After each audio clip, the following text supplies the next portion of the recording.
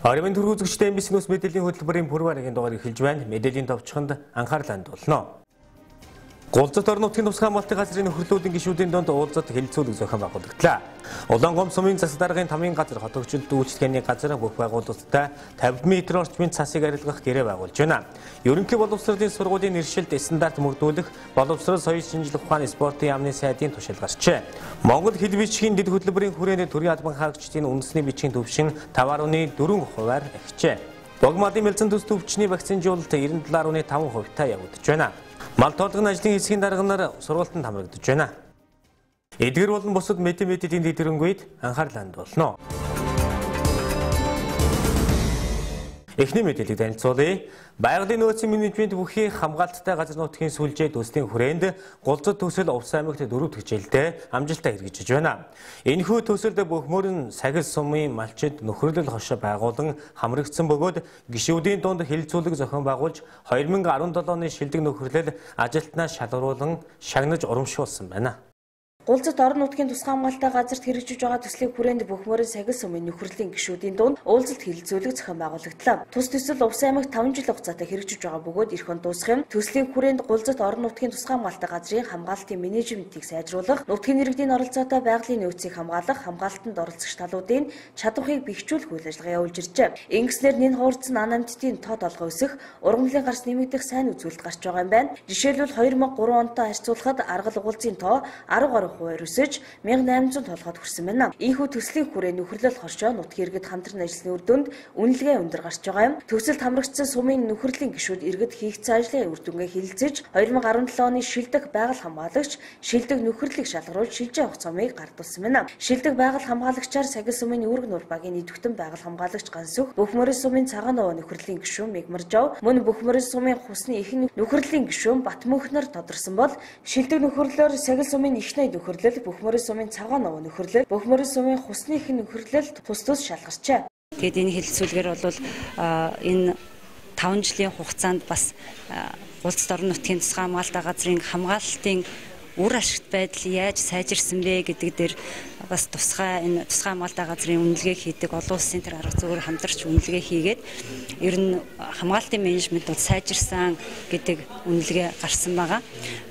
Хамгийн наазахын одоо энэ юу гэдэг шалгуур бол ядч та бүхэн ч гэсэн орон нутгийнхан одоо мэдж байгаа ах Гулзат гэдэг энэ орон нутгийн хамгаалалттай газар дээр аргал хонь гэдэг дэлхийд ховордсон маш сайхан юм амтан байдаг. Тэгээд энэ амтныг хамгаалж нутгийн иргэдийн оролцоотой хамгааснаар өнөөдөр аргалын тоо бол 2003 онтой харьцуулахад бол 10 гаруй дахин өсөөд ингээд 1800 гарцсан байж байна. Тэгээ энэ маань одоо энэ манай энэ баруун хязгаарт байдаг одоо хамгийн их аргалын популяцийн энэ нутаг юм байгаа. За тэгээд энэ онд бас зарласан уралдаанаа дүгнж байгаль хамгаалах шилдэг нөхөрлөл, шилдэг идэвхтэн байгаль хамгаалагчаа бид нэр тодрууллаа. Тэгээд нөхөрлүүд маань ер нь маш идэвхтэй оролцдог, энэ жил ч гэсэн идэвхтэй оролцож энэ хоёр сумын дундаас хөөрхөн юм хоорондоо өрсөлдөж ажиллаараа одоо уралдаж бие бинийгаа бас идэвхжүүлсэн ийм үйл ажиллагаа болдгийм байгаа. За 2007 оноос өнөөдөр 2017 оны хооронд 10 жил идэвхтэн байгаль хамгаалагчаар ажиллаад энэ амжилтанд хүрчлээ. Хүрч байна. Тэгээд идэвхтэн байгаль хамгаалагч гэсээр уран нутгийн одоо байгаль орчинд хяналттай авах те. Байгаль одоо байгаа ан амтнуудаа 9 өрчих. Ер нь байгальд бол маш яалтай байгаа. Өөрөө бас тэгээд иргэнийхээ үргэн бэлтгэлт бас байгаль хамгаалагч чиглэлд бас ингээд үйл ажиллагаа явуулдаг бас өөрөө ч гэсэн тэр байгальд ингээд ажиллах байгальд явах өөрөө сонирхолтой хоббиг андагаатай байгаль хамгаалагч хийдэг. Увс аймгийн Сагис сумын Үүрэг нур дөрөвдүгээр баруун хэсгээр байрладаг 18 орхийн 30 хэдэн гишүүнтэй анх 2015 оны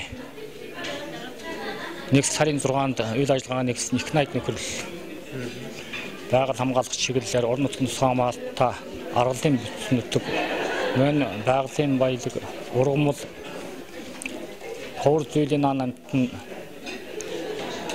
газрын хэвлийн баялаг алт иймэрхүү баялагыг хамгаалж үйл ажиллагаагаа нэгсэн.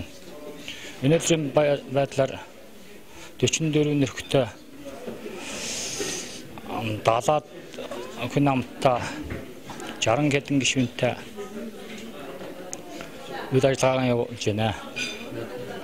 Ингээд багаараа ажлын байгалаа хамгааллын уран дор зохиогдсон байгалийн эдийн менежмент хөх хамгаалалттай газар нутгийн төсөл сум орон нутаг аймгийн байгаль орчны газраас зохион байгуулж байгаа энэ үйл ажиллагааны шалгаж 1-р байранд орсондоо манай нөхрөлийн зүгээс баяртай байна. Нөхөрлөд төслийн хүрээнд даангаас байгалаа хамгаалаад зогсохгүй нийгмийн ажилдч идэвхтэй оролцож иржээ. Энэ жил Сахил сумын нөхөрлөд хамтран багийн төвийн байрыг засварлаж тохижуулснаас гадна идэвхтэй байгаль хамгаалагчид урамшуул цалинтай болсон байна. Анаг нуурын менежментийг хариуцаа явж байна. Байгаль хамгаалах 12 нөхөрлөлөө хамтраад анаг нуурын менежментийг хариуцж байна. Тэгээд энэ жил 17 онд хийх ажлын төлөвлөгөөнд тусгацсан ажлууд томоохон ажил гэх юм бол Сахил сумын өөрөг нур багт багийн төв барих дэмжлэгийн гаргаж шинэ багийн төвтэй болголоо. Идэвхтэй байгаль хамгаалагч нөхөрлөлийн ахлагч нараа өвлөрлөөр урамшуулалтаа болголоо. Нөхөрлөлөөс өөрийнхөө санаачлуулах бичил төслүүд 30 сая төгрөгөөр бичил төслүүдийн дэмжиж ажилласан. Цаашдаа бол сургууль сурталчилгааны ажил бол энэ мэдээлэл сурталчилгааг орон нутагт багийн нөхөрлөлийн гишүүдэд хүргэх шаардлага их байна. Анаг нур зөвшөөрөгч компаниудын хандвар үйл ажиллагаа явуулдаг тэр хүмүүсээ болгоно. Тэгээд тэр мөнгөөрөө үйл ажиллагаа хийгээд зогсооч цаашдаа тогтвортой үйл ажиллагаа, байнгын тогтвортой үйл ажиллагаа явуулах чиглэлээр ажиллаж байна. Тус төсөл Увс аймагт 2018 онд хэрэгжиж дуусах юм. Цаашид энэхүү төсөл үргэлжлэн хэрэгжүүл орон нутгийн тусгай хамгаалалттай газрыг байгалыг онгон дагшнаар навчулдаж хойч үедээ өвлүүлэн нэвтэхэд томоохон нэмэр болох юм а. Дараагийн мэдээллийг танилцуулъя. Улаангом сумын засаг даргын захирамжаар засаг даргын тамийн газар хот өгчил үйлчлэгээний газар аж ахуйн нэгж байгуулалттай өөрийн эзэмшлийн 50 м талбайд цас мөсийг цэвэрлэх гэрээг байгуулан ажиллаж байна. Гэрээгээ биелүүлээгүй тохиолдолд тухайн байгууллагад зөрчлийн тухай хуулийн дагуу арга хэмжээ тооцож ажиллах юм байна. Ойр өдрүүдэд нуурын будан хаяж байгаатай холбоотойгоор цас их хэмжээгээр орж байна. Энэ хэрээрээ зам талбайд халтрахаа булгаа үүсэж, иргэд халтарч унан эрүүл мэндээр охирох эрсдэлтэй байдал үүсэж байна. Уг нь Улаангом сумын засаг даргын захирамжаар 7 хоног бүрийн баасан гаригийг бүх нийтийн цэвэрлэгээний өдөр болгон зарласан байдаг ч огт биелгүй гэж хэлж болно. Байгууллагууд нь үүргээ биелүүлдэггүй, хариуцлага тоосдог байгууллага нь арга хэмжээ авдаггүй үдих хүрлээ. Тэгвэл энэ байдлыг өөрчлөхийн тулд Улаангом сумын засаг дарга 11-р сарын 28-ны өдөр захирамжаа гаргажээ. Тус захирамжид цас орсон 7 хоног бүрийн баасан гаригт бүх албан байгууллагууд өөр эзэмшлийн талбайд 50 м хүртэлх газрыг цэвэрлэж холбогдох мэргэжлүүдэд хүлээлгэн өгөх ёстой гэж тусгажээ. Ингэхдээ бүх байгууллагуудтай гэрээ байгуулж гэрээгээ зөрчсөн байгууллагыг зөрчлийн тухай хуулиар торох арга хэмжээ авч ажиллахаар болсон байна. Ингэснээр хийсэн хийлгүүлсэн хоёр талын хариуцлага нэмэгдэж үүнийгээ дагаад хотын төвийн гудамж талбай халтрахаа булгаа багсан гэж үзэж байгаа юм а. Шинээр батлагдсан хог эдлийн тухай хуулинд бол албан байгууллага аж ахуйн нэгж үйлчлэгээний засгийг салбарууд нийтийн эзэмшлийн зам талбай явган хүний замын 50 м хүртэлх зайг өөрсдөө цэвэрлэнэ гэж заалтсан байдаг. Энэ заалтын хүрээнд сумын засаг даргын 11 сарын 28-нд гарсан 266 тоо захирамж гарлаа. Энэ захирамжийн хүрээнд Улаангом сум засаг даргын тамийн газар хот тогтчил хамтран захирамж гаргасан. Захирамжийн хүрээнд болохоор цас орсон 7 хоногийн 5 дахь өдрийг одоо нийтийн эзэмшлийн зам талбайг одоо аж ахуйн нэгж байгуулах үйлчилгээний засгийг салбар цэвэрлэнэ гэж заасан байгаа. Захирамжийн хүрээнд болохоор Улаангом сум засаг даргын тамийн газар хот тогтчлын ажилтнууд нийтийн эзэмшлийн зам талбай байгаа аж ахуйн нэгж байгууллага үйлчилгээний засгийг салбаруудад гэрээ хийж нийтийн эзэмшлийн зам талбайг нь хэмжиж метрлэх ажлыг зохион байгуулж ажиллаж байна. Тэгэхэд энэ захирамжийн хүрээнд одоо аж ахуйн нэгжүүд үйл ажиллагаа гэрээ хийсэн аж ахуйн нэгжүүд өөрсдийн заагдсан газраа цас орсон 7 хоногийн 5 дахь өдөр цэвэрлж яхахыг бас уриалж хэлж байна.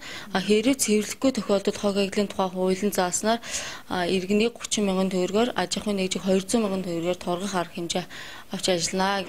Зөрчлийн тухай хуулиар бол 100 мянган төгрөгөөр торгоно гэдгийг анхааруулж байна.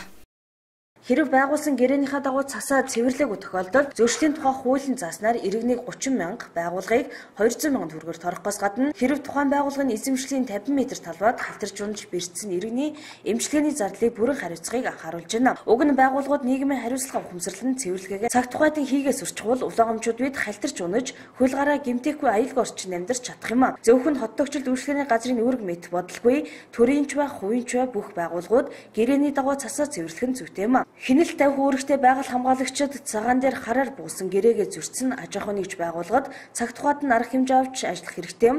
Ингэснээр тус ажлын үр дүн жаахан ч гэсэн харагдах болов. Дараагийн мэдээллийг танилцуулъя.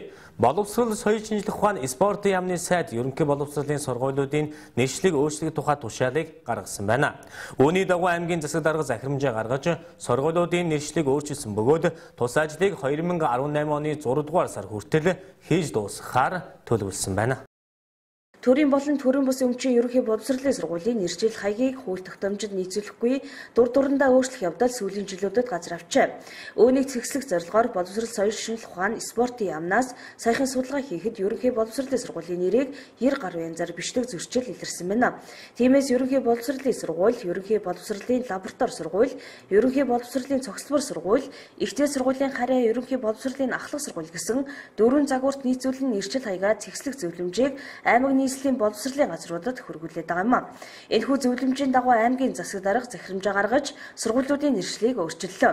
Ингэснээр улаан сүмийн сургуулиуд ахлах болон бусад дагвар нэршлээ хальж ерөнхий боловсролын 1 2 3 4 5 6 гэх мэт болж өөрчилсөн байна. Жишээлбэл цогцлбор 1-р сургууль Увс аймгийн ерөнхий боловсролын лаборатори цогцлбор 1-р сургууль, Увс Эрдэнэбахад сургууль улаан сүмийн ерөнхий боловсролын 6-р сургууль гэх мэтчлэн өөрчлөгдөжээ. Өнөөдрийн байдлаар сургуулийн нэршил өөрчлөгдөж байгаатай холбоотойгоор гэрчилгээ албан баланг, тамга тэмдэг өөрчлөх зэрэг ажлууд явагдаж байгаа бөгөөд үе шат дараатай удаан хугацаанд хийгдэх юм байна. Мөн сургуулиуд хаягаа өөрчлөхдөө нэрэмжит болон шагнал урамшууллын тодтолцоо тусад нь тавьж хаягжуулах юм байна. Энэ сайдын 244 дугаар тушаалыг хэрэгжүүлж нэршил өөрчлөх аймгийн засаг даргын захирамж гарсан байх. Энэ захирамж бол хавсралтаар батлагдсан. Зур жишээ болгоод хэлэхэд цогцлбор 1-р сургууль нь одоо шинэ нэршилний үх зэрэг Увс аймгийн ерөнхий боловсролын лаборатори 1-р цогцлбор сургууль. Аймгийн төвийн сургуулиуд. За Увс аймгийн ерөнхий боловсролын 2-р цогцлбор сургууль.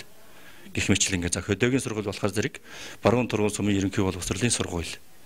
Бөхмөрөн сумын ерөнхий боловсролын сургууль гэх мэт ингээд нэрнэ. Энэ дотор нь нөгөө ахлах сургууль, дунд сургууль, бага сургууль гэдэг ийм нэршил бол байхгүй. Дандаа ерөнхий боловсролын сургууль гэдэг ийм нэршилээр явахаар болсон байгаа. Аймагуудыг дотор нь болохоор зэрэг эсвэл ийм дугаараар явах уу, эсвэл оноосон нэрээр явах уу гэдгийг тухайн аймаг өөрсдөө шийдвэрлэх ийм сайдын тушаал дээр ийм заавар тэмдэг. Улс аймаг бол дугаараар явах гэсэн чиглэлээр болсон байгаа. Нэршил оноосон нэрээр явах гэхээр зэрэг хөдөө сумын сургуулиуд бас тийм тодорхойлсон тийм оноосон нэр байдгүй. Зөв аймгийн төвийн сургуулиуд дотор нэр одоо чандын эрдэмч гэдэг юм уу, ус эрдэм гэсэн тийм оноосон нэр байдаг. Энэ зөвхөн төвийн 1-6 сургууль дотор байдаг. Учир нь аймгийн хэмжээний нийт одоо хэмжээгээр нэршил өөрчлөж байгаа учраас Увс аймгийн хэмжээнд оноосон нэрээр биш дугаараар явна гэдэг ийм журам баримтлаад ийм одоо засаг даргын захирамж гарсан байгаа. Сайн миний хэлдэг. За энэ нэршлиг хязгаарнаас эхэлж одоо баримталж ажиллах юм бэ гэвэл сайдын тушаал дээр гарсан байгаа. 2018 оны 2-р үеэлд багтааж шинжилгээ ажлыг зохион байгуулж дуусгахыг аймгийн боловсрол соёл урлагийн газар, нийслэлийн боловсролын газрын дарга, эмчийн бөхөлөрийн сургуулийн захирал нарт даалгасан юм нэг заалтай байж байгаа. Энэний дагуу одоо ингэж явж байна. За энэ нэршлээс одоо дагаад одоо албан баланк өөрчлөгдөх, хамаг тэмдэг өөрчлөгдөх, сургуульд эрхлэх тусгай зөвшөөрлийн нэр өөрчлөгдөх хэмжлэнгийн бас нэлээд олон зүйлүүд өөрчлөгдөнө. Энэ ихний хэсгийнх нь болох тэр сургуульд эрхлэх тусгай зөвшөөрөл нь одоо боловсролын яамд захиалга өгөөд үндсэндээ бэлэн болцсон байна. Сургуулийн нэршил өөрчлөгдөхэд багш сурагчдын хувьд дэвтрээ хаяглахаас эхлээд анхаарах хэрэгтэй. Тэгвэл зарим сурагч багш нар сургуулийн нэршил өөрчлөх засаг даргын захирамж гарсан болон сурч байгаа сургууль нь ямар нэртэй болсныг мэдэхгүй явж байна. Энэ талаар боловсрол соёл урлагийн газрын даргаас тодруулахад Тэгэхээр ийм шийдвэр гарсантай холбоотойгоор анхан шатны ажлууд ирэн хэр хийгдэж байна. Одоо хүүхдүүд жишээ нь сургуулийнхаа нэршлиг мэдүүлэх тийм ээ. За одоо дэвтрээ одоо хаяглахаас эхлээд ийм ажлууд бас байгаа шүү дээ. Ийм ажлууд байгаа. Энэ ажлуудыг одоо зохион байгуулж эхлэегүй байна. Яагаад гэвэл эхний ээлжинд үндсэн бичиг баримтуудаа бид нар бэлэн болгочоод тэрний дараагаар энэ 2-р үйлрэлтэй багтаагаад сургуулийнх нь нэршил, хаяг, тамга, тэмдэг баланг бүх юм өөрчлөгдсөний дараагаар зохион байгуулалтаагаар одоо сурагчийн дэвтрийн гадна хаягийг өөрчлөгч гэдэг юм уу? Ийм юмрыг орно. Сургуулийн нэрийн өмнө гүнзгийрүүлсэн төрөлдсөн тусгай болон олон улсын хөтөлбөрийн сургалтайг ихчлэн хэв шинжиг бичгэн сурагчдын дунд ялгуурлан гадуурхалд тэгшвэс байдал үүсэх нөхцөл бүрдэн гэж үзжээ. Тиймээс яамны сайд энэхүү тушаалаа гаргаж сургуулиуд ерөнхий боловсролын гих тодтголтой нэршилтэй болоод байна.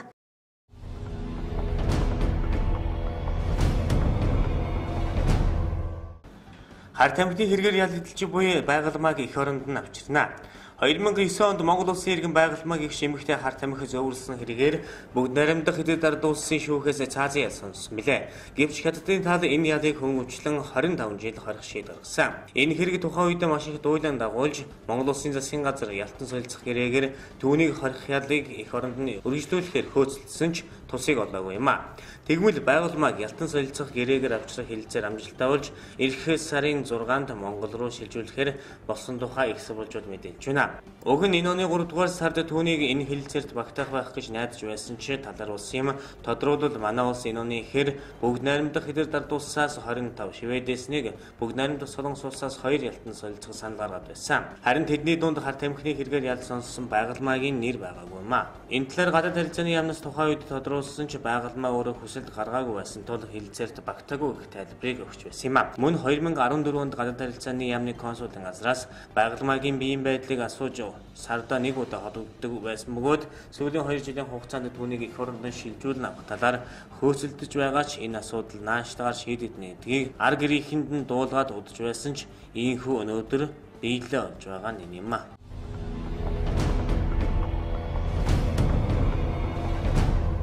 Халиуна отхон топ модель боллоо. 1998 оноос хойш 30 дахь жилтэйгээ золгож буй гоёл 2018 наадам өчигдөр ёслол төгөлдөр болж өндөрлөө. Энэхүү наадмаас хүн бүрийн тэсийн ядан хүлээдэг топ модель хэмээх эрхэм шагналыг загвар өмсгч халиуна хүртлээ. Монголын анхны топ моделээр тодорч байсан загвар өмсгч одгэрл гоёл наадмынхаа тайзнаа өнөөдөр гоёлын даашинс талхаж наадмыг хаасан бөгөөд тэрбээр мөн отхон топ моделд шагналыг гатууллаа. Шинэхэн топ модель халиуна би анх 2000 оноос 13-аас 14 настайгаас загвар өмсөж эхэлсэн. Одоо 17 жилийн дараа би топ моделийн шагналыг хүртлээ. Энэ нь надад асар их хүч хөдөлмөр төвчээрээр ирсэн шагнал маш их баяртай байна. Би энэ жил гоёл наадамдаа орохгүй дээ гэсэн бодолтой байсан. Гэхдээ 30 дахь жил нь болж байна. Миний хүндэлж явдаг хамгийн том тэмцээн учраас орё гэж шийдээд ортол ингээд шагнал авчихлаа. Үнэхээр гайхалтай сайхан байна. Баяраас минь хуваалцсан 5 хүнтэй баярлалаа хэмээн баярынхаа сэтгэлдлийг хуваалцсан байна.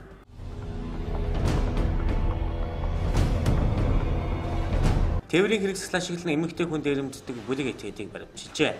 Баян зүрх дүүрэгдэх цагдаагийн 1-р хилцээний эрүүгийн цагдаагийн засгийн албан хаагчид эмэгтэйчүүдэд хүч хэрэглэн дээрэмддэг бүлэг этгээдүүдийг илрүүлж саатуулан шалгаж байна. Уг хэргийг Улаанбаатар хотын Харьяат 20-с 22 насны А, Б, Г нар бүлэглэн шөнийн цагаар таксинд явж байхдаа баар цанганы газрын үүдэн зогсоод согтууруулах ундаа хэрэглэсэн эмэгтэйчүүдийг гэрэлтүүлэггүй хүний хөл багтаа харанхуй гудамжинд даваачин гар цүнх бэлэн мөнгө үнэт эдэл зэрэг эдэл зүйлийг нь дээрэмддэг байсан гэж мэдүүлжээ. Гэмт этгээдүүдийн хоёр нь эрхэсэн тодорхой ажилгүй, нэг нь дээд сургууль сурдаг бөгөөд эхнэр хүүхдийн хамт амьдардаг байсан байна.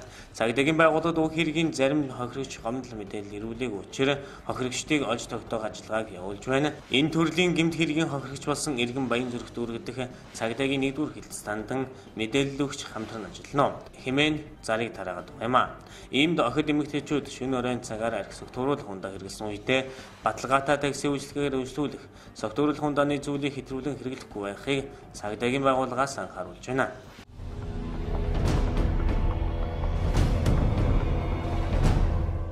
Даахын 249 тохиолдол бүртгэгджээ.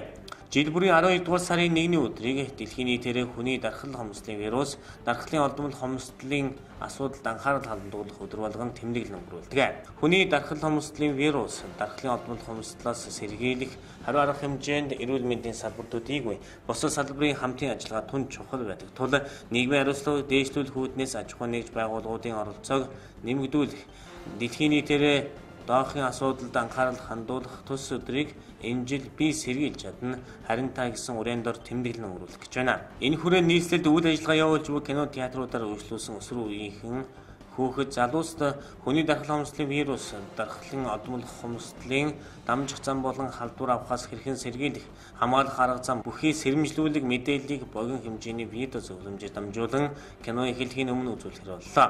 Мөн аж ахуйн нэгж байгууллагын ажилтан албан хаагчдад улаан тууз тариах зэрэг олон төрлийн арга хэмжээ зохион байгуулах юм байна. 2017 оны 11-р сарын 21-ний байдлаар Монгол улсад хүний дархлаа хүнслийн вирус, дархлын олдмол хүнслийн нийт 249 тохиолдол, нас баралтын нийт 40 тохиолдол тус бүртгэгджээ. Түүнчлэн энэ онд нас баралтын 5 тохиолдол бүртгэгдэж байна. Бүртгэгдсэн тохиолдлуудын 99.1% нь дархлаа хүнслийн вирусын халдвар бэлгийн замаар дамжсан тогтогдсон байна. Өнөөгийн байдлаар цус цусан бүтээгдэхүүнээр мөн эмнэлгийн тусламж үйлчлэгээтэй холбоотой эхээс хүүхдэд халдвар дамжсан байж болох эслийг үүсгээд байгаа юм. Харин халдвартаа 13 эхээс 19 хүүхэд төрсөн бөгөөд хүний дархлаа хүнслийн вирус, дархлын олдмол хүнслийн нийт бүртгэгдсэн тохиолдлын 81% нь эрэгтэйчүүд байгаа юм. Нийт бүртгэгдсэн тохиолдлыг насны байдлаар авч үзвэл 39.6%-ийг нь 25-аас 34 насных нь эзэлж байгаа юм байна.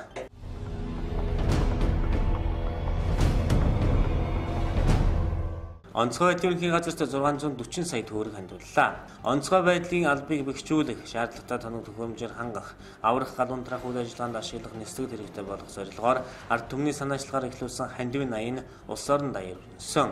Онцгой байдлын албанд туслах энэ хүү хандивын аян өнөөдөр ч үргэлжилсээр байгаа юм. Хандивын аянд төрийн болон төрийн мэс байгууллага, иргэд аж ахуйн нэгж байгууллагын хандуулсан 809.6 сая гаруй төгрөг онцгой байдлыг ерөнхий газарт төвлөрөөд байгаа юм. Тэгвэл өнөөдөр хууль зүйн дотоод хэргийн яам түүний харьяа байгууллагын нийт 24 мянган гаруй ажилтан албан хаагчид нэг өдрийн цалин болох 640 сая төгрөгийг онцгой байдлын ерөнхий газарт хандууллаа. Хандивыг туссан яамны төрийн нэрийн бичгийн дарга баясгалан, төрийн захиргаа удирдлагын газрын дарга бэлгүүн нар онцгой байдлын ерөнхий газрын дарга хошууч генерал Бадралд хүлээлт өгсөн юм.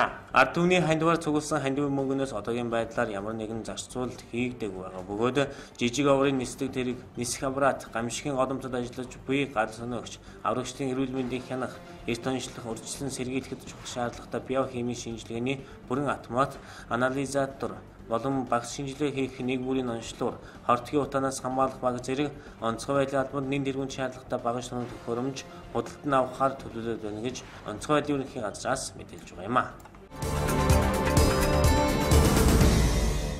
Дараагийн мэдээллийг танилцуулъя. Аймгийн иргэдийн төлөөлөгчдийн хурлаар монгол хэл бичгийн дэд хөтөлбөрийг баталж 1 жилийн хугацаатай хэрэгжлээ. Тус хөтөлбөрийн хүрээнд төрийн байгууллагын албан хаагчдад монгол бичгийг заасан бөгөөд 5.4%-аар ахисан үзүүлэлттэй гарсан байна. 2025 оноос төрийн албыг хос бичгээр хөтлөхтэй холбогдуулан бүх нийтийн хэл бичгийн боловсролыг дээшлүүлэх зорилгоор Улс аймаг Монгол хэл бичгийн дэд хөтөлбөрийг батлан хэрэгжүүлж байна. Энэхүү хөтөлбөрийн хүрээнд байгууллагуудын монгол бичгийн тогтчлт, хаягжилт, сургуулиудын кабинет тогтчлох зэрэг ажлыг зохион байгуулсан бөгөөд төрийн албан хаагчдын монгол бичгийн мэдлэгийг дээшлүүлэх зорилгоор үе шаттай ажлуудыг төлөвлөн хийж байна. Энэ хүрээнд албан байгууллагуудад монгол бичгийн сургалтыг үе шаттай явуулсны үр дүнд төрийн албан хаагчдын монгол бичгийн боловсрол 5.4%-аар нэмэгдсэн байна. Өнгөрсөн жил аймгийн хэмжээ, Улс аймгийн хэмжээнд монгол хэл бичих хөтөлбөрийг хэрэгжүүлж ажиллалаа. За энэ хугацаанд байгууллагуудын монгол бичгийн орчин тогтчлт, байгууллагуудын хаягжилтын хувьд ахиц гарсан. Жишээлбэл цогцлуур 1-р сургууль, ахлах 4-р сургууль, 10-р цэцэрлэг, чандуун эрдэм сургууль, боловсрол соёл урлагийн газар гэх мэтлэн 7 байгууллага хаягаа билүүр жишээ хийсэн байна. За монгол бичгийн үндэсний бичгийн кабинетийн хувьд болохоор нийтдээ 15 сургууль монгол бичгийн кабинеттэй байсан бол одоо 21 болсон. 3 сургууль маань хийж эхэлсэн байна. За монгол бичгийн орчин тогтчлтын хувьд хөтөлбөрийн хүрээнд шинээр хийсэн ажил гэвэл Галдан бушгтын оргио оор театрт олон хүн хурж цугладаг газар монгол бичгийн орчин тогтчлтыг хийсэн. За энэ 18 онд бүхий өргөөнд хийхээр төлөвлөд ажиллаж байна. Төрийн албан хаагчдад үндэсний бичгийн сургалтыг монгол бичгийн 95 багш маань зохион байгуулсан. За энэ 95 багшийн маань зохион байгуулсан ажлын үр дүн бол 5.4% ахисан байна. За энэ 10-11 сард төрийн 62 байгууллага 19 сумын төрийн байгууллагад ажиллаж байгаа төрийн албан хаагчдаас үндэсний бичгийн уншлагын төвшинг тогтоосон. Тэгээ дундаж нь 20.5 гарч байгаа. Тэгэхээр анх уншлагын түвшинг тогтооход 5.4 байсан. За энэ удаагийн уншлагын түвшин 5.4 20.4 гэхээр уншлагын ахиц нь 5.4 болж гарсан. Тэгээд Монгол хэлний багш нар ярилцаад байгууллага болгон дээр сурагч багш томлсон байгаа. Ингээд тухайн байгууллагын сурагч багш нар маань тухайн байгууллагад уншиж чадж байгаа хүмүүстэйгээ ажиллана. Манай багш нар бол яг хараахан бичих үсгээ уншихгүй байгаа юм багш нарт шинээр хичээл зааж явах юм аа. Монгол хэл бичгийн дэд хөтөлбөрийн хүрээнд цаашид 45 хүртэлх насны иргэд болон төр хувийн хөвшлийн албан хаагчдад монгол хэлээр алдаагүй цэвэр сайхан найруулгатай бичиж сурах ажлуудыг бодлогын хүрээнд өв шаттай зохион байгуулахаар төлөвлөсөн байна. Дараагийн мэдээлэл танилцуулъя. Энэ сарын 15-ны өдрөөс эхлэн манай аймгийн 16 суманд хийгдэж байгаа богмолын мэлзэн төс төвчнөөс сэргийлэх вакцинжуулалтын ажил өнөөдрийн байдлаар 77.5%-тай үргэлжилж байна. Хэдэн жил чимээгүй байсан мэлзэн өвчний өнгөрсөн жилээс малчтын толгойн өвчин болж 2016 онд 13 мянган богмал, 2017 онд гарсаар 5500 орчим толгой бөхөн хоригдсон юм а.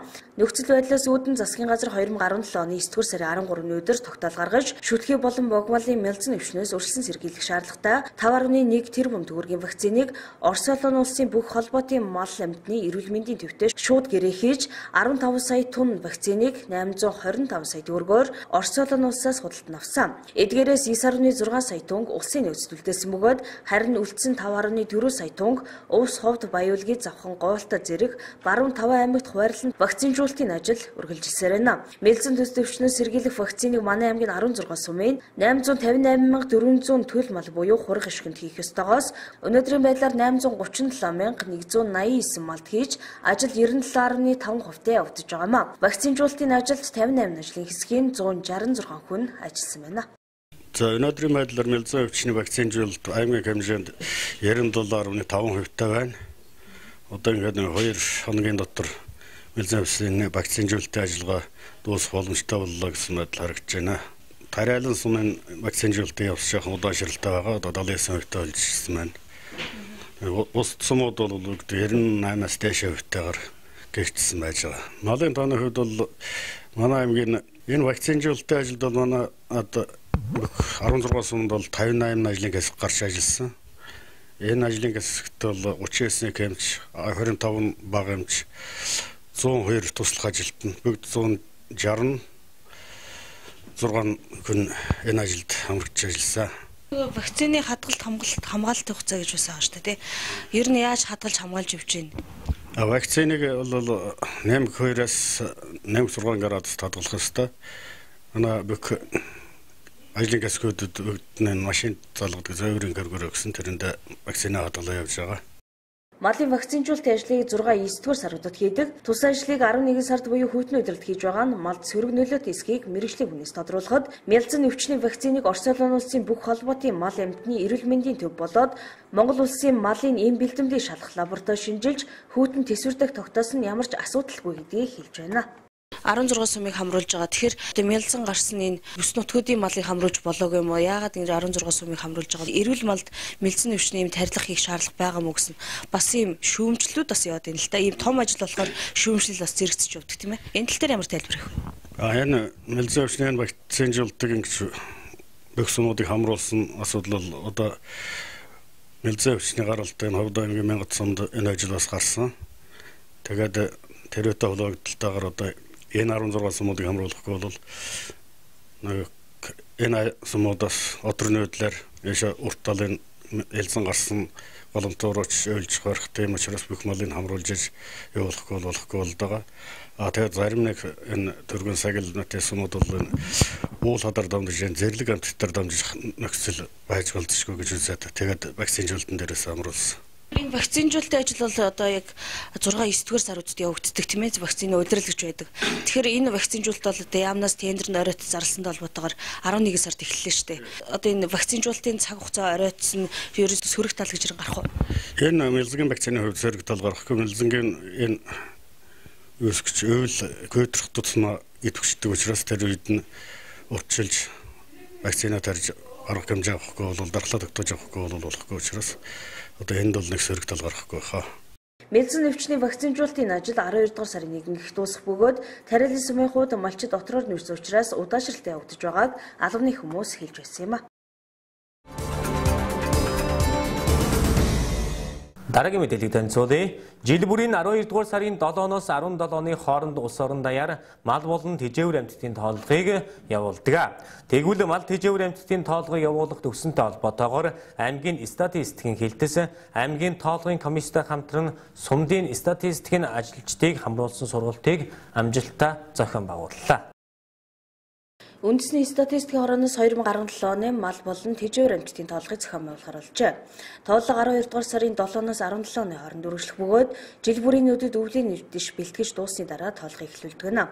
Энэхүү 10 хоногийн хугацаанд бүх аймаг нийслэл, сум, баг, дүүрэгт мал бүхий өрхийн болон аж ахуйн нэгж байгууллагын мал тэжээвэр амьтдын тоог тоолох юм а. Энэ ажил эхлэх гэж байгаатай холбогдуулан аймгийн тоолгын комисс байгуулагдсан бөгөөд статистикийн хэлтстэй хамтран мал тэжээвэр амьтдын тоолгыг хэрхэн явуулах талаар сургалтыг зохион байгууллаа.